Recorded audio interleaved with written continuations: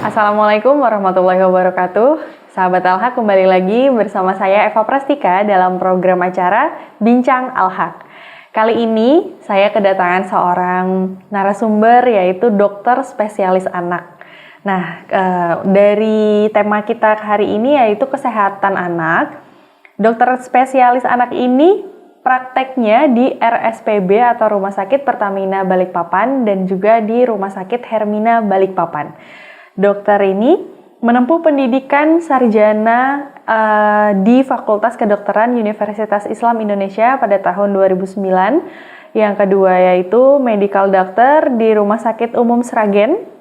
Lalu menempuh internship atau magang. Magangnya ini di Rumah Sakit Bayangkara, Puskesmas Yosowilangun, Puskesmas Labruk, Puskesmas Kunir, dan Puskesmas Tekung Lumajang, Jawa Timur. Lalu menempuh lagi pendidikan di Magister dan Spesialis Anak di Universitas Gadjah Mada pada tahun 2019 sampai 2023. Jadi 4 tahun ini double degree, sahabat Al-Haq. Langsung saja mari kita sambut Dr. Izah Baridah, SPA ya dok, ya, spesialis anak. Assalamualaikum warahmatullahi wabarakatuh, sahabat Waalaikumsalam warahmatullahi wabarakatuh. Dokter, terima kasih banyak sudah menyempatkan waktunya di tengah kesibukannya untuk hadir di talk show kita pada hari ini. Dokter, sebagai seorang dokter spesialis anak, karena kita juga membahasnya tentang seputar kesehatan anak, pertanyaan pertama yaitu tentang tumbuh kembang anak nih dok. Jadi tumbuh kembang anak ini bedanya pertumbuhan dan perkembangan anak tuh apa dok? Ya, jadi kalau untuk tumbuh kembang anak sendiri itu hal yang sangat penting ya, yang harus diketahui oleh semua orang, terutama orang tua.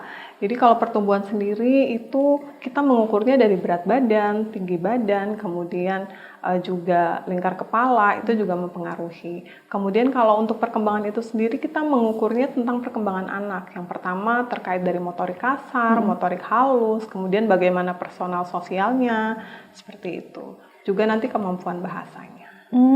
Kalau di dokter anak itu ada tes-tesnya sendiri untuk pertumbuhan dan perkembangan itu dok? Iya, ada. Apalagi untuk saat ini yang sedang happening adalah kasus stunting ya. Iya. Nah, kasus stunting itu kita ukurnya dari mana? Dari tinggi badan, berat badan, seperti itu, sesuai usianya atau tidak. Jadi memang kalau untuk men-screening apakah anak kita sebenarnya stunting atau tidak, nah itu perlu dilakukan beberapa pemeriksaan tersebut. Khususnya ke dokter spesialis anak itu ya?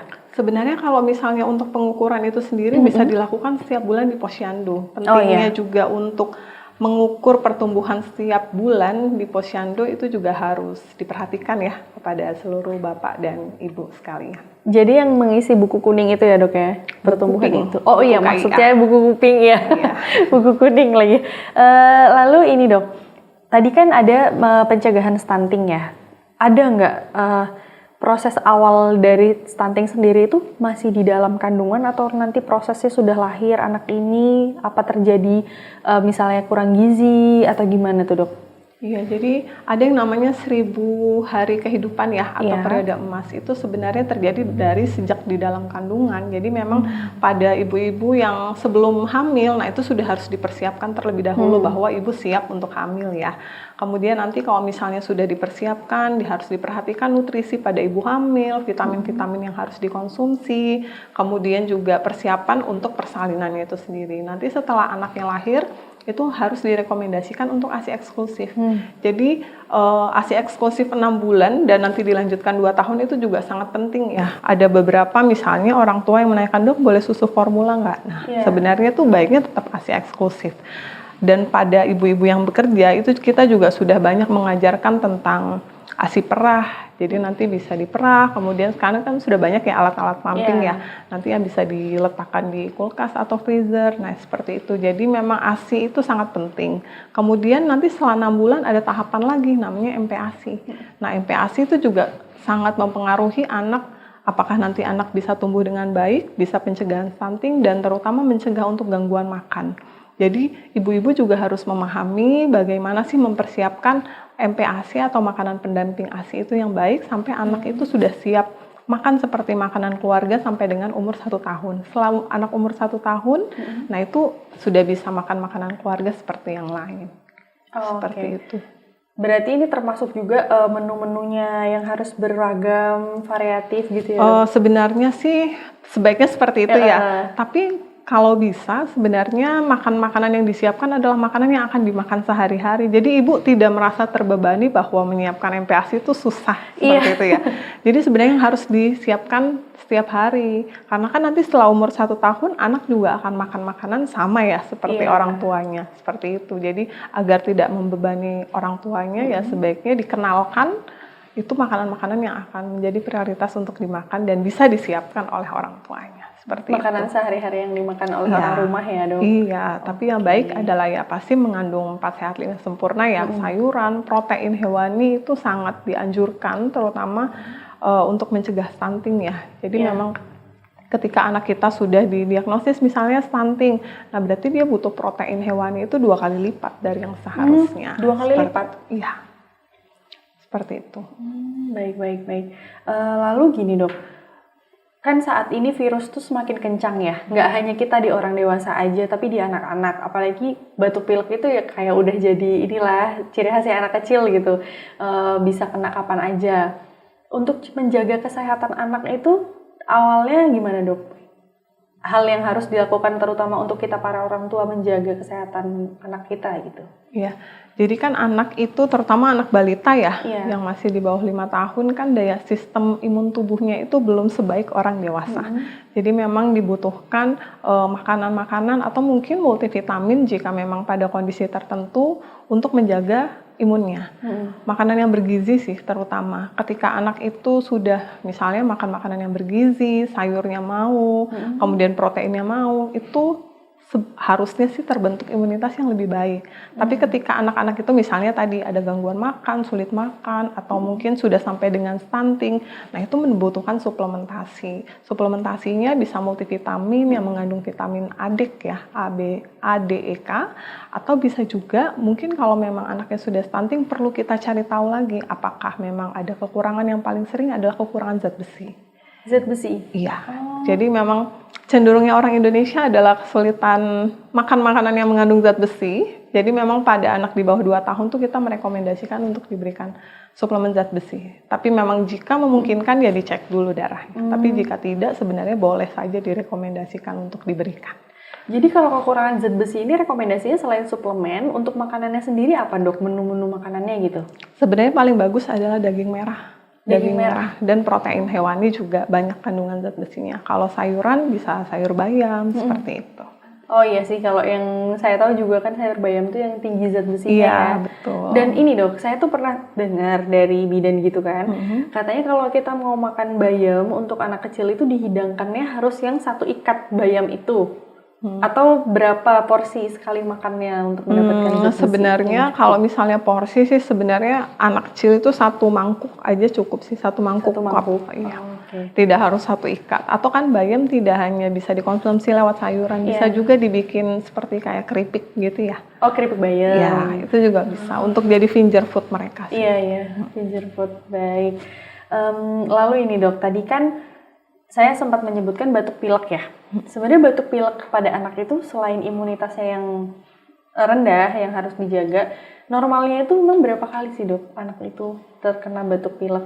Sebenarnya batuk dan pilek itu kan hanya gejala ya, harus ada pemicunya terlebih dahulu. Nah biasanya yang paling sering pada anak ya pasti influenza. Nah virus influenza itu bisa didapatkan dari virus pastinya, tapi lewat penularan, biasanya dari dewasa ke anak atau bisa juga dari anak ke anak. Kemudian selanjutnya infeksi yang paling sering ada infeksi pneumonia, jadi lebih ke arah infeksi paru. Nah infeksi paru itu juga lebih berat lagi daripada influenza, jadi dia bisa disebabkan oleh virus, bakteri, parasit. Nah biasanya juga ditemukan penularan bisa, kemudian polusi udara itu bisa kayak asap rokok, kemudian misalnya rumahnya di dekat pabrik atau lagi pembangunan yang berdebu, itu juga bisa membuat dia infeksi paru. Pneumonia itu ya, Dok, yang lebih kita kenal dengan nama pneumonia, dan memang angkanya pneumonia itu memang cukup tinggi di Indonesia khususnya ya. Kalau di Balikpapan sendiri penderita pneumonia pada anak itu banyak nggak, Dok? Banyak ya? Juga, terutama bayi di bawah 5 tahun. Bayi, oh iya. Di sekitar saya juga yang terjangkit pneumonia itu kebanyakan di bawah 5 tahun sih, usia sebelum 1 tahun, 3 tahun, 4 tahun, itu sih yang paling banyak usia-usia segitu. Nah, untuk pencegahan pertama sendiri nih dok, kalau pneumonia itu ditandai dengan apa nih dok? Biar kita tahu nih cara mencegahnya, atau batuk yang berkepanjangan kah? Disertai dengan dahak kah atau gimana dok? Iya, jadi khasnya pneumonia adalah batuk, demam, sesak nafas terutama. Sesak nafas, jadi nafasnya itu cepat dan dalam, retraksi seperti itu ya. Jadi ada tarikan dinding dada, kemudian juga anak jadi tidak mau makan, tidak mau minum. Kalau misalnya kita cek saturasi, ya saturasinya turun. Itu gejala khas pneumonia. Tapi memang pada kasus-kasus tertentu, pneumonia itu ada juga yang misalnya hanya batuk, kemudian sesak dan demam. Nah itu juga sudah ada klinis pneumonia juga seperti itu. Nah itu juga harus sudah waspada, berarti orang tuanya memang harus memeriksakan anaknya. Termasuk ronsen itu ya dok? Iya, sebenarnya ronsen itu bukan standar untuk menegakkan pneumonia. Pneumonia itu bisa ditegakkan dari pemeriksaan saja dan klinisnya. Tapi memang beberapa kondisi kita perlu melakukan ronsen toraks itu ya untuk melihat apakah memang pneumonia itu akan berat atau tidak. Seperti itu. Baik. Lalu ini dok, bagaimana cara efektif untuk menjaga daya tahan tubuh anak? Karena kan selama ini tuh anak-anak pasti yang masih di bawah 5 tahun nih kalau ngelihat jajanan yang manis-manis, minum-minum es, atau cemilan-cemilan yang menarik bagi mereka gitu.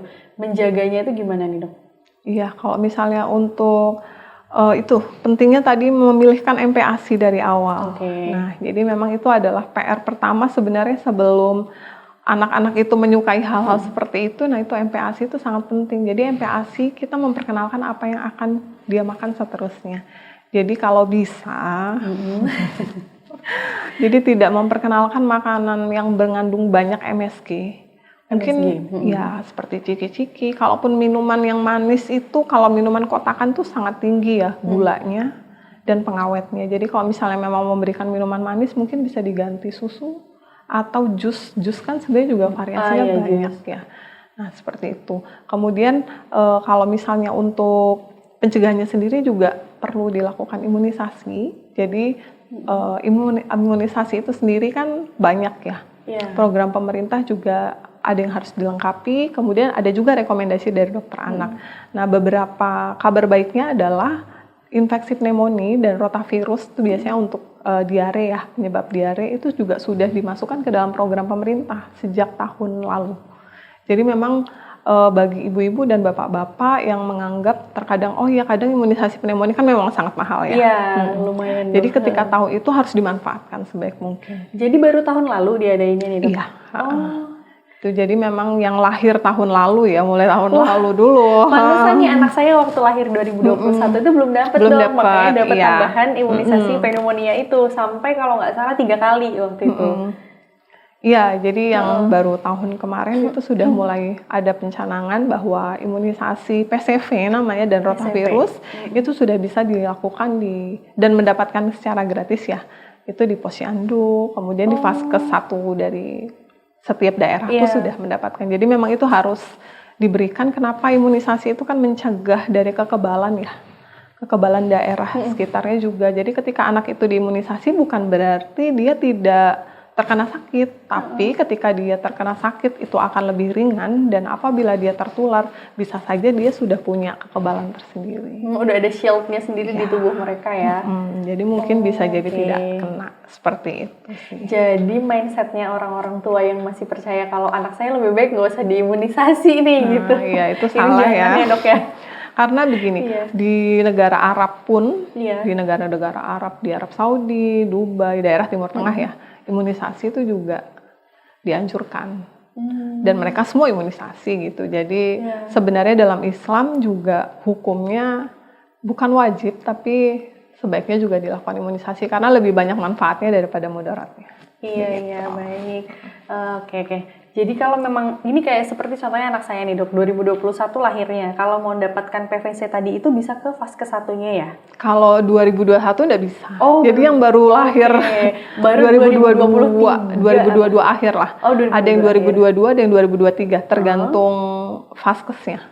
Oh, tergantung fasilitasnya lagi? Tergantung, karena kalau di Jawa itu udah dari 2022 sih. Karena kan masih pemerataan bertahap kan mereka. Iya. Pasti Pulau Jawa duluan nih. Iya. Jadi tapi kalau untuk yang tahun lalu 2023 itu Balikpapan sih kemarin saya lihat sudah rata-rata sudah semua. Tapi yang lahir dari bulan itu. Iya, sayang banget nih lahir 2021. Tapi nggak apa-apa sih, kita bisa vaksin sendiri yang ke dokter anak itu. Iya bisa, tapi ya itu paling nggak sudah misalnya nih alasan tertentunya misalnya biayanya tidak ada, nah itu bisa memanfaatkan fasilitas yang sudah diberikan pemerintah sebenarnya. Jadi jangan sampai menyia-nyiakan begitu, karena kan masih banyak juga sekarang yang sudah diedukasi tapi kadang mengabaikan bahwa PCV atau rotavirus, iya itu sangat sayang sih. Tuh, nanti padahal anaknya sudah sakit baru ini, tapi udah terlambat karena kalau rotavirus itu dia ada batasannya, maksimal itu umur 3 bulan itu pemberian dosis pertamanya. Kalau PCV sebenarnya masih bisa. Berkelanjutan ya dok rotavirus itu? Rotavirus itu paling nggak diberikan 2 kali, tergantung nanti strainnya. Kalau misalnya PCV, kalau rekomendasi dokter anak tuh diberikan 4 kali, tapi kalau yang ditanggung pemerintah itu 3 kali. Oh, jadi satu kalinya sendiri? Boleh sendiri, boleh juga tidak. Yang penting, yang penting udah dapet yang 3 ini ya? Iya. Oke, berarti harus diperhatikan yang si rotavirusnya sama PVC-nya tadi. Iya. Memanfaatkan fasilitas yang sudah diberikan pemerintah. Terutama untuk yang kelahirannya udah yang baru-baru nih. Iya, karena memang programnya baru sih, baru dicanangkan. Ini kan karena setelah COVID itu ya jadinya virus makin banyak, anak-anak juga semakin diterjang banyaknya penyakit dan lain-lain. Emang penting banget sih menjaga, jadi kita punya perlindungan lebih dulu gitu. Karena memang alhamdulillah nih pemerintah aware juga. Iya, karena memang tinggi sekali ya kasus kematian karena pneumonia dan diare. Sebenarnya kalau diare yang bikin kasus kematian tinggi adalah dehidrasinya, kurang cairan kan. Itu juga angka kematiannya cukup tinggi gitu. Jadi kalau di Indonesia atau di Balikpapan sendiri tinggi dok kasus kematian itu? Tinggi. Kalau disebutkan angkanya berapa tuh dok? Kalau di Balikpapan khusus saya kurang tahu, tapi kalau di Indonesia itu angka kematian bisa sekitar 5%-an ya. 5%? Oh cukup banyak. Itu 5-20%. Anak-anak dan dewasa? Anak saja. Oh anak saja 5%? 5-20%. Oh banyak juga ya 5-20%. Kalau yang pneumonia ya. Cukup rawan juga ini virusnya. Terus ini dok, tadi kan penanganannya sendiri tadi kan udah dijelaskan. Lalu untuk pengobatan anak yang sudah terkena, selain dia harus dirawat di rumah sakit, apa yang harus dicegah lagi dok? Setelah dia nantinya pulang ke rumah, orang tua yang harus diperhatikan. Kalau untuk pneumonia itu sendiri, pastinya paparannya ya. Paparan terhadap infeksi. Jadi kalau bisa memang si anak harus pakai masker dulu kalau keluar. Karena kan daya tahan tubuhnya setelah dia sembuh itu masih belum kembali full ya. Kemudian menghindari polusinya, seperti misalnya ada orang yang ngerokok. Sebenarnya paling banyak kasus pneumonia yang berulang itu adalah paparannya yang belum selesai. Perokok pasif ini ya? Iya. Jadi biasanya misalnya nih nggak cuma ayahnya kadang ya, misalnya ada omnya atau kakeknya yang merokok. Kemudian misalnya memegang atau menggendong. Nah itu juga cukup berbahaya karena bukan hanya dia menghirup, tapi kan masih nempel ya. Nah virus-virusnya itu yang masih bisa dihirup oleh anak. Dan masuk ke tubuh mereka. Aduh, kasihan banget sih. Makanya stop rokok. Stop banget rokok ya. Kan ada nih dok. Suara hati ya. Iya suara hati banget ya. Ada yang di Instagram nih lagi ngehitsnya itu dari seluruh laki-laki yang ada di Indonesia hanya 5% yang tidak merokok. Jadi 95%-nya itu kebanyakan merokok. Itu sayang banget. Sama ini dok, saya kan lagi penasaran banget sama yang namanya ADHD. Sebenarnya ADHD itu apa dok? Iya, jadi dia itu hiperaktif. Jadi anak yang hiperaktif, dia agak berbeda dengan autis ya, harus dibedakan dengan autis. Tapi banyak sekali anak-anak itu yang ADHD. Biasanya penyebab ADHD itu bermacam-macam. Tidak harus dia sakit sejak lahir, tidak. Jadi bisa aja memang karena pola asuh, bisa. Jadi misalnya anaknya kurang dapat stimulasi dari orang tuanya. Biasanya kan banyak orang tua yang kerja juga ya. Jadi mungkin stimulasinya ke dia kurang, anaknya suka bermain sendiri, atau mungkin dia kurang stimulasi dari orang tuanya, akhirnya dia kayak bermain sama orang lain tapi jadi kasar.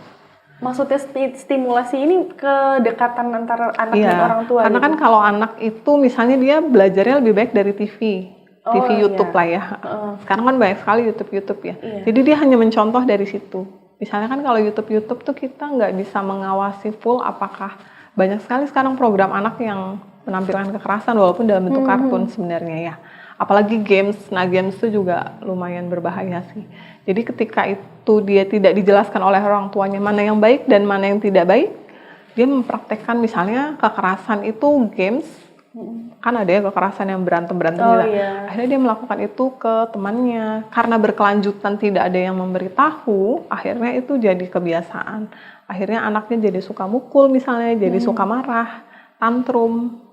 Itu termasuk ADHD ya dok? Kalau tantrum yang berlebihan sampai dia menyakiti diri sendiri atau menyakiti orang lain tuh bisa kita menyakiti diri sendiri seperti memukul kepala gitu. Memukul kepala atau memukul diri sendiri, memukul badannya gitu ya.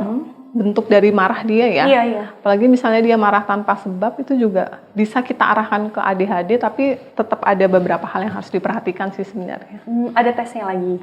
Ada tesnya, cuman gejalanya biasanya lebih ke arah sana. Jadi misalnya anak yang terlalu aktif, nggak bisa diem, suka mukul temennya, misalnya mukul orang tua atau mukul diri sendiri, seperti itu juga.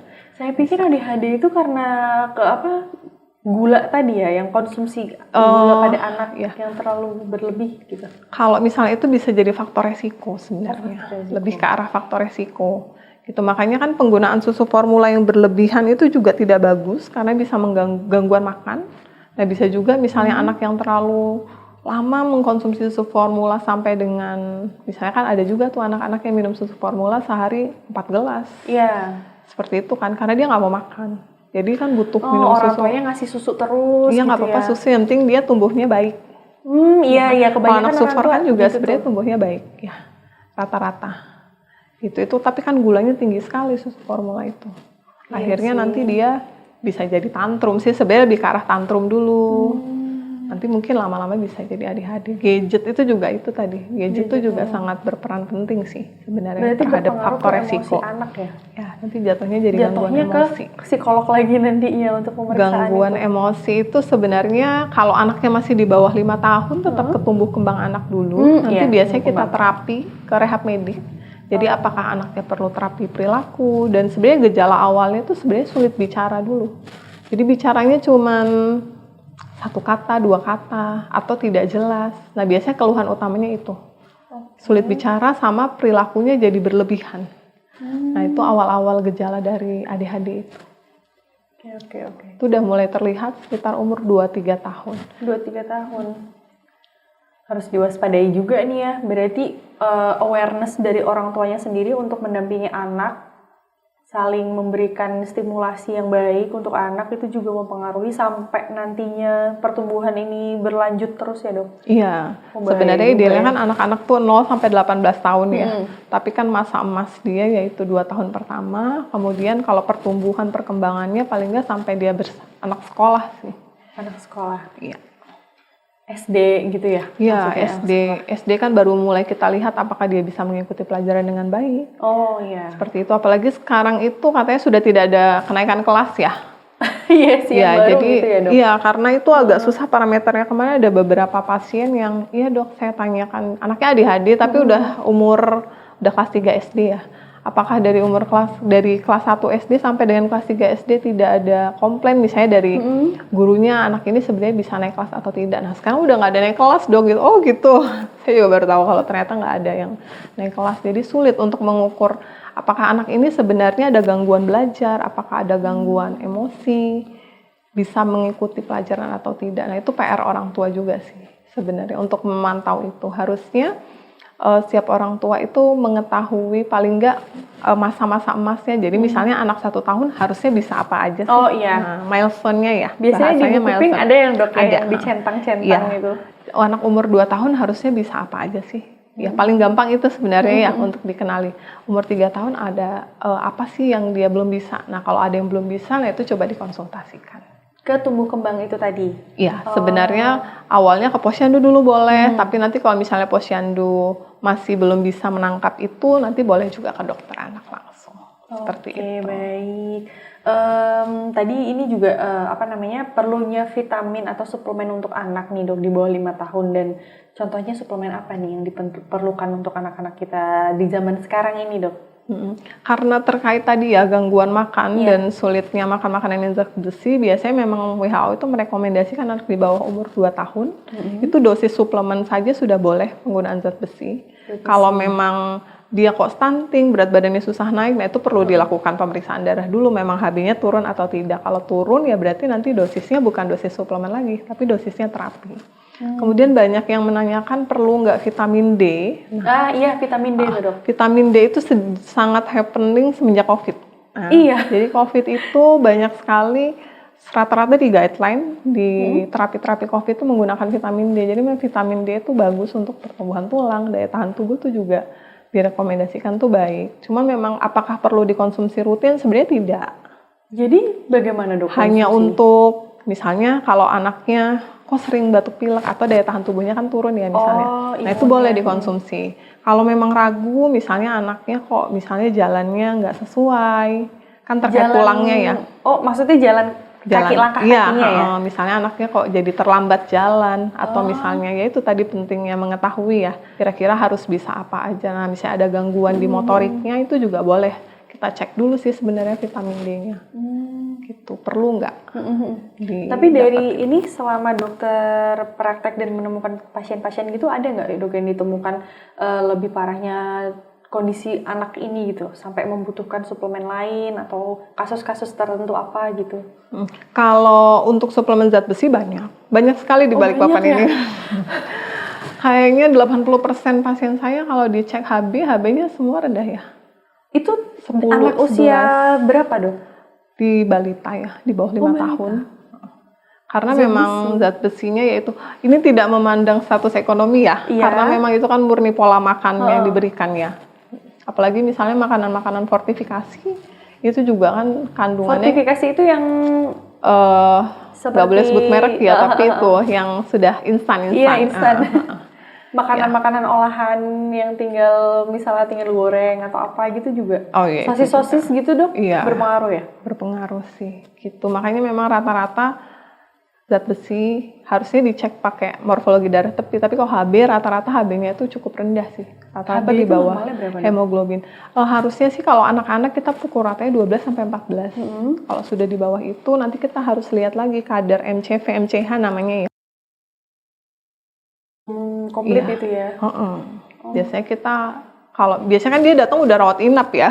Oh iya. Jadi baru kelihatan berarti memang kadar HB-nya juga turun. Jadi ini dok, saya kan anak saya sekarang itu usianya 2 tahun 8 bulan.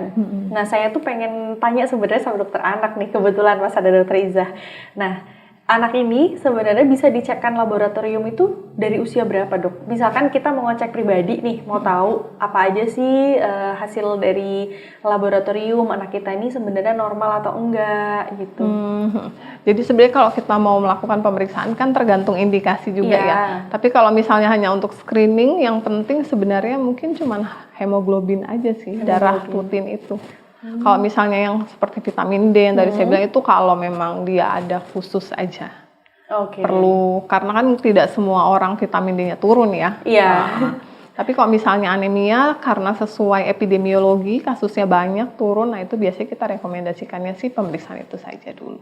Epidemiologi sesuai kasus kejadiannya.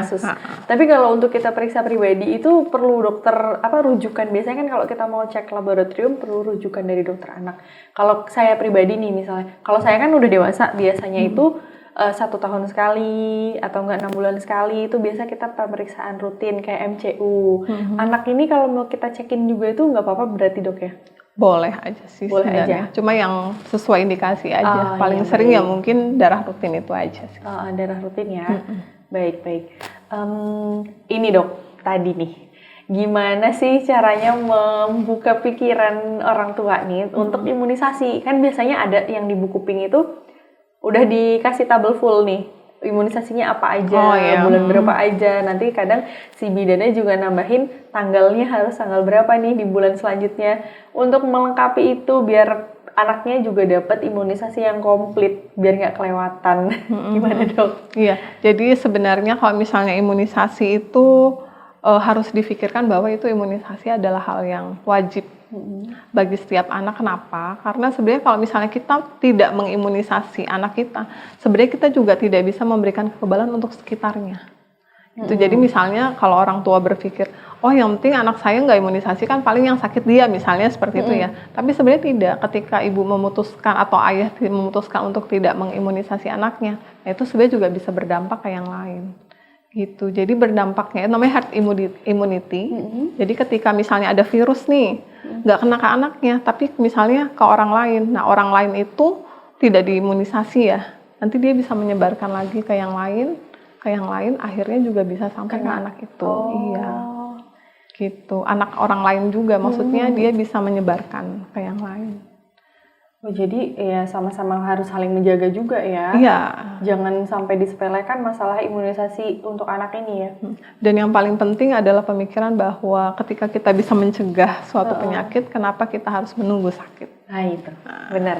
Tuh. Saya sekarang Ya, harus kalau ada yang bisa mencegah, kenapa harus nunggu mengobati? Karena memang ini dok, mengobati itu justru butuh proses dan waktu yang lama, lebih mahal, lebih baik pastinya. mencegahnya. Apalagi program pemerintah tadi ya dok ya, yang sudah dicanangkan pemerintah, sudah dapatkan gratis, tinggal bawa aja nih anaknya ke dokter anak, disuntikan, nggak sampai 10 menit ya dok. Iya. Kalau itu ke fase 1 ya, ke posyandu. Ya? Oh iya, posyandu. Oh iya, posyandu kan pasti juga ada ya di setiap lingkungan rumah, di RT itu pasti ada. Setiap biasanya nanti dibawa ke posyandu, ditimbang, malah sekalian bisa tahu semuanya. Kayak anak saya itu juga diukur lingkar lengannya, lingkar kepalanya, terus dikasih vitamin A, vitamin-vitamin yang lain juga. Sama ada lagi nggak dok, kasus di Balikpapan khususnya untuk anak-anak autoimun misalnya dok, atau apa? Autoimun itu cukup jarang sih kasusnya. Cukup jarang? Lebih banyak tuh alergi. Alergi banyak sekali sih. Alergi ini bawaan dari mereka lahir atau baru-baru mereka dapatkan setelah? Biasanya alergi itu didapat ya. Misalnya dari orang tuanya, misalnya salah satu aja. Salah satu yang ada alergi biasanya nular juga. Menurun bukan menular. Menurun ke anaknya, misalnya ibunya saja tuh 20% resikonya. Tapi kalau misalnya dua-duanya tuh bisa 40-60% sih kalau keduanya yang alergi. Jadi biasanya ke anaknya juga ada resiko alergi itu. Gitu. Kemudian yang lagi happening sekarang demam berdarah ya. Iya, demam berdarah. Demam berdarah sedang naik sekali kasusnya. Jadi memang kadang tuh orang tua untuk demam berdarah itu sendiri sering bertanya ya, dok sebenarnya perlu dirawat inap nggak? Nah, demam berdarah itu adalah salah satu penyakit anak yang wajib rawat inap. Kenapa? Karena demam berdarah itu kan sistem demamnya seperti tapal kuda ya. Dia hanya naik tuh demam tinggi 3 hari. Nah, demam hari keempat tuh biasanya udah mulai turun. Justru itu yang berbahaya. Kan biasanya gitu orang tua. Tapi udah nggak demam dok, hari keempat. Nah, itu justru yang berbahaya. Di situ adalah masa kritisnya, hari keempat, 5, 6. Di situ yang kan angka kematian demam berdarah juga cukup tinggi ya. Di hari keempat, 5, 6 itu? Iya. Makanya memang kalau demam berdarah itu wajib sekali untuk dirawat. Walaupun misalnya dirawat, sebenarnya obatnya apa sih? Cairan.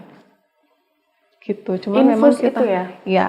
Infus, terus juga harus minum banyak juga ya, karena kan memang anak demam berdarah itu mual kan, cenderungnya mual, mau muntah, jadi memang harus kita fullkan lewat cairannya. Gitu. Jadi tidak ada obat khusus yang untuk menaikkan trombosit. Nah, sering sekali ditanya seperti itu ya. Ada obat nggak ada untuk menaikkan?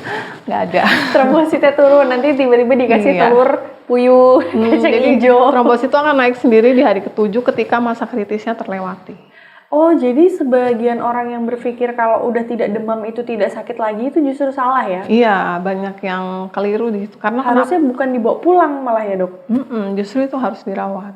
Karena kan kalau dirawat nanti setiap hari itu dipantau trombositnya semakin turun atau tidak. Karena kalau semakin turun kan resiko perdarahan ya. Biasanya kan anak juga bisa mimisan, gusi berdarah, seperti itu. Kemudian kalau misalnya dirawat juga kita bisa ngelihat namanya kadar hematokrit.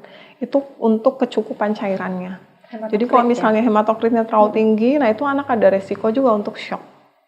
Shocknya itu kejang atau? Shocknya bisa sampai dengan kejang, tapi biasanya lebih ke arah sudah mulai gelisah, penurunan kesadaran ya. Iya. Biasanya itu orang tua kadang beberapa ada yang sudah membawa sudah dengan kondisi yang gelisah. Karena kan memang sudah tidak demam ya dia ya. Nah sayang sekali karena demam berdarah itu kan bisa kita tangani sebenarnya. Kalau misalnya itu penyakit akut ya, penyakit yang baru terjadi kan.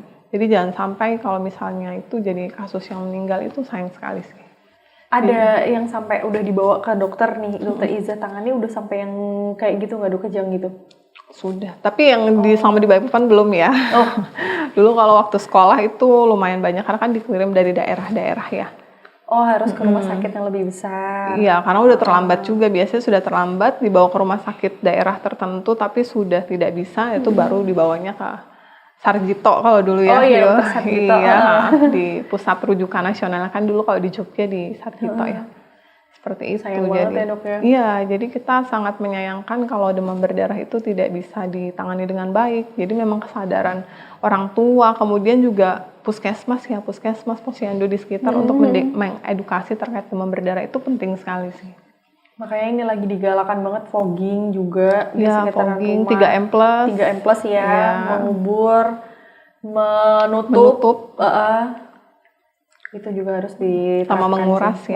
Menguras apa saluran-saluran yang menggenang. Itu juga bahaya sih, soalnya di sekitar rumah saya juga kan termasuk tanah-tanahnya itu yang tanah rawa ya. Nah itu sih kemarin yang disasarkan untuk di fogging itu daerah situ. Juga ini, Dok, ada lagi nggak yang harus diwaspadai untuk kita para orang tua yang misalkan kita taunya anak kita tuh baik-baik aja nih, kok dia tiba-tiba sakit atau kita nggak tahu tiba-tiba udah langsung parah gitu, Dok? Ya sebenarnya warning yang paling bisa dikenali adalah pertumbuhan dan perkembangan tadi sih. Jadi pentingnya untuk mengetahui apakah pertumbuhan anak kita sudah sesuai atau belum. Jadi misalnya anak nggak naik berat badannya sebulan, 2 bulan, itu pasti ada sesuatu. Apakah mungkin dia sedang sakit atau mungkin ada masalah lainnya. Jadi itu penting sekali, dan perkembangan ya tadi itu juga sangat mempengaruhi ya. Jangan sampai misalnya dia terlambat bicara, terlambat jalan, atau misalnya perubahan emosi, itu kita tidak bisa mengetahui itu seperti itu sih. Oke. Sama tadi udah imunisasi, apalagi ya, Dok, ya yang kita bahas tentang Balikpapan ini ya. Untuk anak-anak Balikpapan nih, Dok. Kalau misalnya untuk Balikpapan lebih khususnya ya mungkin karena sekarang lagi musimnya yaitu ya musim hujan, kemudian juga lagi banyak pembangunan ya. Iya, pembangunan, apalagi kita juga salah satu pintu masuknya IKN ya. Jadi penting sekali untuk misalnya tetap pakai masker untuk anak ya, misalnya keluar ke mall. Ke mall, di dalam mall pun? Kalau misalnya ke mall sih, apalagi anak yang lagi sakit sih sebaiknya dipakai ya. Jadi bukan hanya untuk COVID sih sebenarnya, tapi lebih ke arah pencegahan untuk infeksi lain, karena kan kalau misalnya infeksi-infeksi yang lewat saluran nafas itu kan menyebarnya lewat udara ya.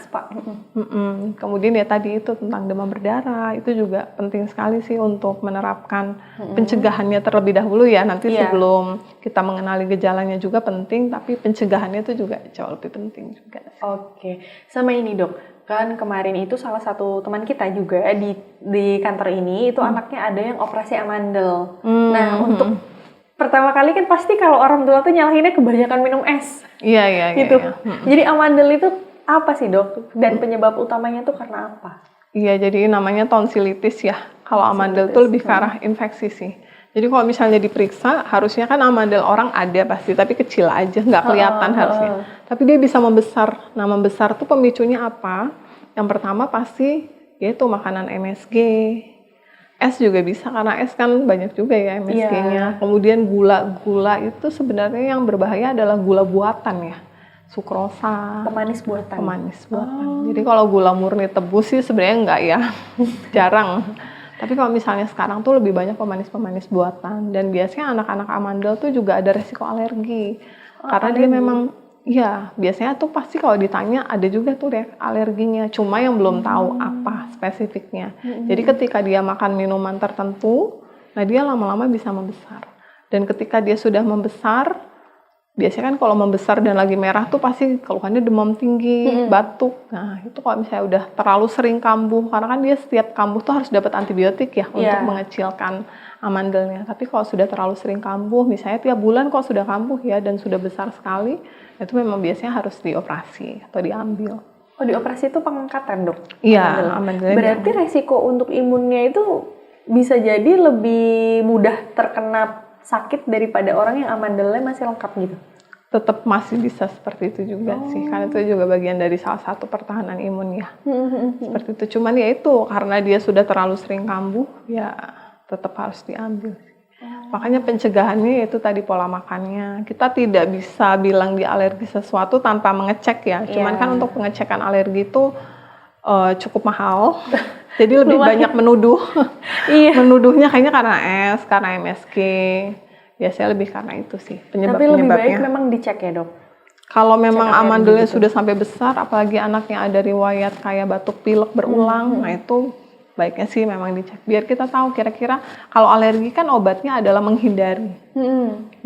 Menghindari alergennya ya. Dan ini, Dok, batuk pilek tadi pada anak, itu tuh normalnya berapa lama sih kalau untuk anak? Harusnya kalau dia cuma infeksi virus biasa influenza ya 1-2 hari harusnya membaik. Tapi lebih dari itu lebih baik kita bawa ke dokter? Iya, kalau misalnya itu. Karena biasanya kalau udah lebih dari 3 hari, 4 hari itu biasanya sudah ada gejala lain bukan hanya batuk pilek.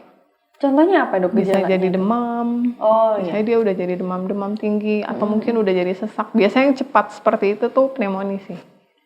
Kalau pneumonia lebih cepat ya, gejalanya lebih banyak dan lebih cepat. Itu.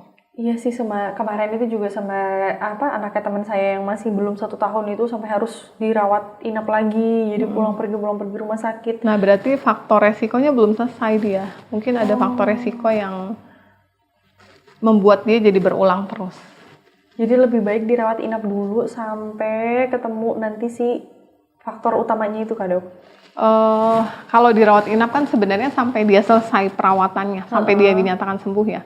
Nah pulangnya itu yang harus dicari tahu kenapa dia kembali lagi. Apakah memang karena biasanya namanya recurrent pneumonia, pneumonia berulang. Recurrent? Iya, karena paparannya belum selesai. Misalnya tadi masih ada asap rokok di rumah, atau misalnya dia tinggalnya di daerah polusi. Kan itu belum selesai Bakar sampah ya? Itu juga termasuk ya? Itu polusi. Gitu, jadi itu yang juga, paparannya juga sih sebenarnya harus diselesaikan. Kalau enggak ya dia berulang. Kasihan juga anaknya ya. Iya, dan lebih baik diimunisasi. Oh, ada imunisasi pneumonia tadi ya? Iya, benar. Gitu. Bisa jadi nanti saya sampaikan sama teman saya. Biar imunisasinya sih itu nanti jatuhnya jadi pneumonia resiko tinggi ya. Jadi itu bisa diulang infeksi. Ya. Iya. Resiko tinggi masih di bawah 1 tahun lagi. Ya apalagi masih di bawah 1 tahun ya. Takutnya kalau dia berulang terus nanti mengganggu, jadi berat badannya jadi turun, malah nanti tumbuh kembangnya jadi terhambat. Iya. Oh, kasihan banget. Jadi memang pentingnya mencari tahu ketika anak sakit itu adalah penyebabnya itu apakah memang hanya paparan sekali atau paparan itu belum selesai sehingga dia terus-terusan kambuh. Seperti itu. Sama dengan alergi tadi, kita tidak bisa mengetahui, bukan tidak bisa mengetahui, tapi kita tidak bisa menyelesaikan alergi itu kalau kita tidak pernah tahu sebenarnya alerginya apa. Nah, dan alergi ini bisa hilang nggak, Dok? Sebenarnya seiring berjalannya waktu bisa saja hilang, tapi tergantung jenis alergi hipersensitivitasnya. Tapi kalau misalnya ada juga yang dia berlangsung sampai dengan dewasa. Gitu. Tergantung paparannya juga seberapa sering dan itu tadi jenis alerginya. Alergi itu kan banyak ya. Kita aja, ya saya alhamdulillah nggak ada alergi nih. Tapi kalau lihat teman-teman itu alergi debu, yang alergi makan makanan seafood, sampai yang kulitnya itu bisa kemerahan, sesak nafas. Dan alergi ini bahayanya sampai tingkat apa sih, Dok? Sampai asma. Asma? Iya, jadi biasanya alergi yang tidak tertangani itu bisa jadi asma. Alergi yang berat terutama ya, itu bisa jadi sampai asma. Di anak-anak pun ya, Dok? Di anak-anak pun. Itu berlanjut sampai dewasa juga. Soalnya kan saya anak alergi sebenarnya. Oh, dokter juga? Alerginya banyak banget, sampai jadi asma, cuma karena terkontrol, jadi jarang sekali sih kambuh. Dan kalau misalnya sudah terdiagnosis asma tuh paling bagus sebenarnya memang olahraganya rutin. Jadi renang, dari kecil tuh sudah, misalnya anaknya udah tahu nih alergi tuh soal kita edukasi seperti itu. Jadi kalau anaknya memang sudah alergi dari kecil, harus rutin olahraga. Olahraga yang paling bagus itu di penelitian berkuda dan berenang, tapi berkuda agak susah dan mahal. Berkuda di Balikpapan masih mahal ya? Mahal, jadi kayaknya berenang aja. Iya. Dan lokasinya juga bukan di kota nih. pasti daerah Kilo, mungkin Iya. ada yang Ada sebenarnya di MT Haryono. ada sih dok di belakang JNE itu cuma ya. mahal. Ya, Maksudnya cukup mahal. kalau untuk mau dirutinkan tuh kan cukup berat. Jadi kalau misalnya mau sih ya 2 itu. Ada lagi yang lebih murah lari sebenarnya. Cuman kan kalau anak kecil lari nggak ditemenin orang tuanya malah lebih berbahaya. Lari bersepeda gitu ya. Paling murah sih lari sebenarnya. Lari Karena itu bersepeda. mengatur pernafasan. Gitu. Biasanya kalau sudah terdiagnosis asma, kita selalu mengedukasi itu sih. Agar asmanya tidak jadi berat. Gitu. Untuk dokter sendiri ada pesan untuk sahabat Al-Haq nggak dok terkait tentang kesehatan anak? Apalagi kita di zaman sekarang yang makanannya juga udah bervariatif, beragam. Kita sendiri orang tua juga kadang makannya masih cheating. Iya. Gimana dok? Kalau untuk pesannya sih yang pertama dalam ilmu kesehatan anak ya khususnya ya. Yang pertama pertumbuhan dan perkembangan tuh sangat penting. Jadi pentingnya paling nggak kalau pertumbuhan tuh dicek setiap bulan. Kalau perkembangan tuh paling nggak 3 bulan sekali. 3 bulan. Kita. Kalau misalnya tidak sempat ke posyandu gitu ya, paling nggak ya 3 bulan sekali boleh lah yang untuk cek-cek pertumbuhannya ya. Sampai dengan anak umur paling minimal tuh 2 tahun tuh masih harus rajin kontrol sih. Nanti setelah itu bolehlah dijarangkan. Asal ibunya juga bisa memperhatikan yang di buku KIA tadi ya. Anak saya umur segini sudah sesuai belum ya? Nah itu penting sekali. Pertumbuhan perkembangan itu menentukan masa depan anak. Oh, oke. Ya jadi memang di masa-masa di bawah 5 tahun itulah orang tua itu bisa menentukan nih anaknya nanti perkembangannya baik atau tidak. Terlihat ya dok ya? Iya. Kan nanti apa yang kita berikan, misalnya asupan makan, seperti itu kan nanti bisa mempengaruhi juga ya. Kemudian imunisasi yang lengkap, itu juga sangat membantu ketika anak itu imunisasinya lengkap, dia jarang sakit. Nah itu kan berarti nanti daya tahan tubuh ke depannya juga semakin baik. Gitu. Jadi pentingnya tumbuh kembang anak, pentingnya imunisasi, pemberian nutrisi yang cukup, itu juga bisa membuat tumbuh kembang anak jadi optimal. Seperti itu. Sama ini terakhir dok. Kan berita-berita yang bermunculan sekarang itu banyak sekali anak muda maupun anak-anak itu usia dini yang udah kena penyakit berat. Salah satunya itu kan karena pola makan. Nah untuk anak-anak yang sudah terkena penyakit-penyakit berat itu gimana dok penanganannya? Emang harus ada yang mengkonsumsi obat secara rutin, ada yang sampai dia seumur hidup bahkan ya. Itu tanggapan dokter gimana? Iya, jadi memang banyak ya penyakit yang paling sering berat terkait pola makan pasti gula ya. Anak kecil tuh juga banyak sudah yang gula atau DM ya kita kenalnya. Terus bisa juga gagal ginjal. Gagal ginjal? Iya, itu juga udah lumayan banyak. Kalau sakit jantung biasanya kalau anak tuh lebih ke arah bawaan sih. Paling banyak yaitu sakit gula, kemudian turunan ya dok ya? Iya, kalau penyakit jantung bawaan biasanya memang dari lahir sih. Oh, dari lahir. Cuman kan ada yang bisa bertahan sampai dewasa juga sih. Tapi kalau misalnya yang didapat ya tadi biasanya gula, kemudian sakit ginjal. Nah itu waspadanya ya terkait pemilihan makan tadi sih. Sebenarnya kadang kalau bukan berarti anak itu tidak boleh sama sekali ya untuk mencicipi. MSG ntar dia ngamuk juga, cuman mungkin cuman sesekali hanya untuk tahu saja, tapi tidak untuk dirutinkan. Seperti itu makanya apa yang kita kenalkan nanti itu yang akan dikonsumsi sih sebenarnya. Gitu. Jadi memilihkan nutrisi yang tepat itu juga sangat penting ya untuk anak. Baik, jadi sahabat Al-Haq, pentingnya kita sebagai orang tua juga membatasi konsumsi anak ini makanannya yang bergizi, bernutrisi, bukan hanya makanan-makanan kemasan yang terlihatnya itu rasanya memang enak. Sih, cuman MSG-nya ini tinggi banget, bahaya buat anak. Misalnya aja, kayak gini dok, misalkan anak ini banyak makan makanan mengandung MSG, terus dia ngalamin gatal-gatal, itu termasuk salah satu respon di tubuhnya alergi. Dia? Bisa. Respon alergi kan bisa bersin, batuk, terus reaksi kulit ya, misalnya ruam-ruam, gatal, sesak. Nah itu juga bagian dari reaksi alergi. Baik. Jadi kalau sudah ada reaksi alergi yang tadi bersin, batuk, ruam pada kulit, sampai sesak nafas, itu harus diperhatikan juga. Asupannya cemilan terutama buat anak-anak lebih baik dialihkan ke buah. Buah roti bener, roti biskuit mungkin boleh sih sebenarnya, biskuit cuma mungkin biskuit tertentu ya. Biskuitnya itu yang biskuit kayak Mari gitu ya? Bukan biskuit yang ada selainya? Sebenarnya biskuit-biskuit bayi itu lebih rendah sih kandungan MSG-nya dan pengawetnya ya. Biskuit bayi ya dok ya? Iya, karena kan mereka pasti memberikannya, kalau bayi itu minimal sekali ya yang pengawet-pengawet gitu. Sama sedikit cerita ini penting. Gimana Kalau dok? misalnya di luar negeri itu MSG itu tidak terlalu tinggi. Jadi misalnya nih ya, nggak sebut merek, tapi misalnya salah satu produk kemasan mie, mie-nya Indonesia ya, ketika dia keluar negeri itu pasti dipangkas. Rasanya akan berbeda. Karena mereka itu sangat men-screening itu. Di luar negeri itu seperti itu. Untuk Jadi dewasa pun? Iya, produknya. Intinya produknya tuh ketika masuk ke luar negeri pasti dikurangi karena MSG di Indonesia tinggi sekali. Iya MSG pengawetnya itu seperti itu. Jadi kalau di luar negeri itu sudah ada proteksi, jadi batas. Misalnya nih di negara A gitu ya, di negara Inggris misalnya. Di Inggris itu kalau misalnya MSG-nya misalnya 2% nih kandungan mie tersebut. Di sana tuh cuma boleh 0,5%. Jadi itu harus dikurangin sampai segitu. Seperempatnya ya? Iya, jadi ketika kita makan mie itu di sana rasanya Beda. tidak. Iya, tapi maksudnya mereka memprotek itu terkait bahan pengawet. Karena memang bahan pengawet itu resikonya tinggi sekali untuk kesehatan anak. Kalau mudah-mudahan sih di kita juga lebih aware juga ya untuk Semoga ya.